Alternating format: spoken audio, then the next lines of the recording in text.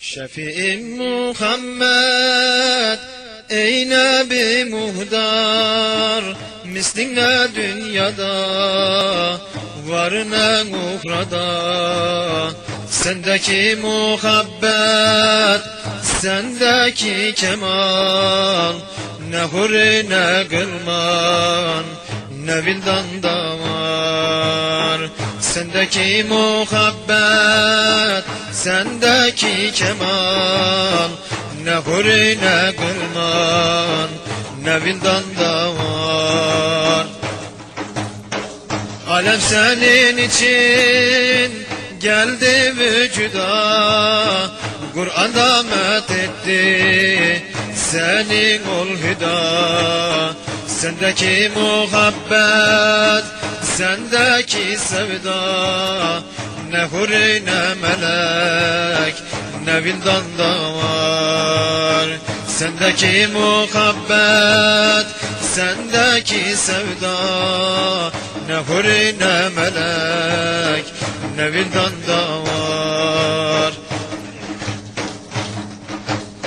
Sana aşık oldu arz ile sema, alırlar nurundan hep şemsi sima.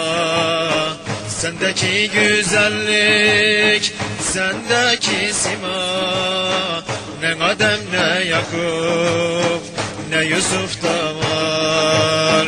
Sendeki güzellik, sendeki sima, ne Adem ne Yakup ne Yusuf da var.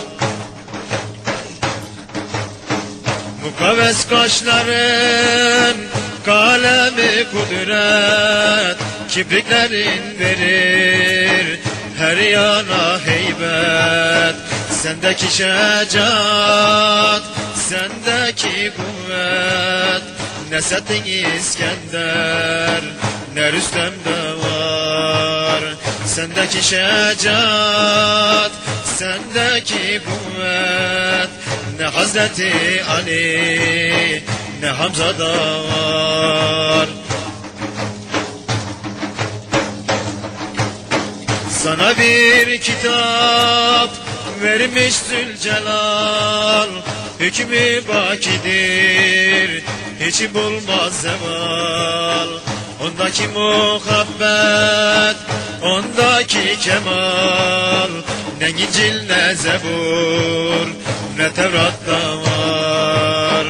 Ondaki muhabbet, ondaki kemal, ne İncil ne Zebur ne Tevrat'ta var.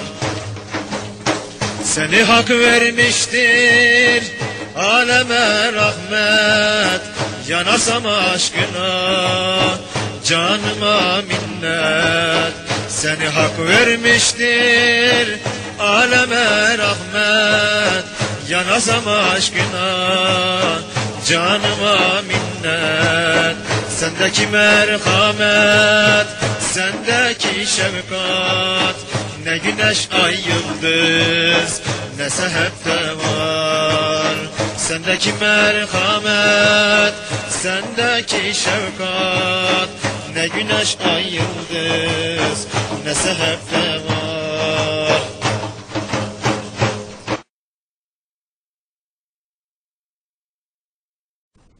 Şefi'im